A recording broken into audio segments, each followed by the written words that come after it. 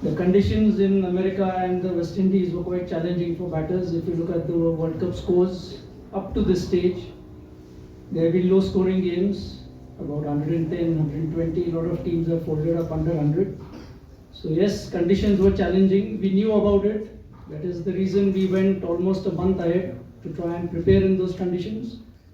We went to St. Vincent, we went to Wapi also before that, if you remember, and we got seaming wickets there because we knew that these are the conditions we would face. So having said that, we scored what most other teams were scoring. We came up against world-class opposition in terms of South Africa, one of the world's best bowling attacks. Bangladesh, one of the world's best seam bowling attacks. So we scored what other teams were scoring. But having said that, the positions that we got into, for example, against South Africa, we were well ahead in the game.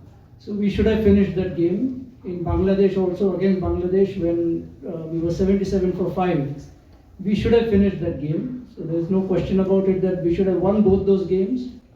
There is no question that we should have batted better than we eventually did. Even in the game against Netherlands, which again was a challenging surface. So yes, we should have batted better. We need to put a lot more work in our batting. Most of the surfaces we bat on are flat surfaces, so we don't get that kind of exposure in our preparations. So are we happy with our performance at the World Cup? Yes, we are very proud of what we have done as a unit, batting, bowling, fielding, everything. Could we have done better? Yes, we could have done better.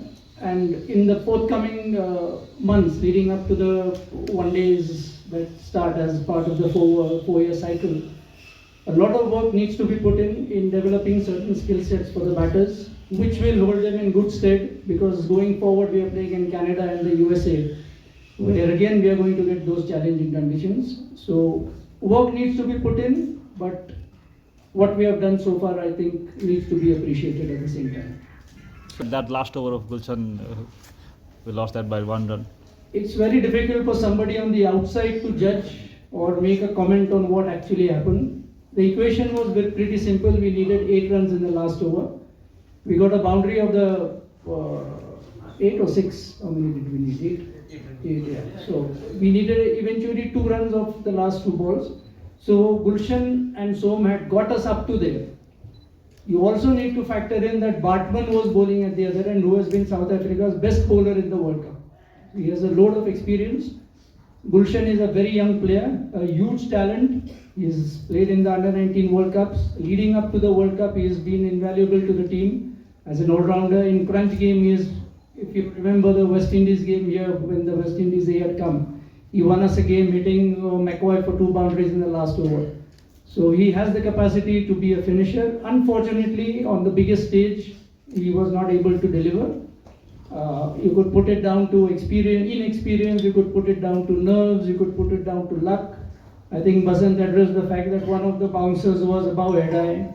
So remember, cricket, especially T20 cricket, is a game of very small margins. Luck, if you say, plays some part in it. So yes, he should have got us through, no question about it. So he will have to live with that until he gets another chance to redeem himself.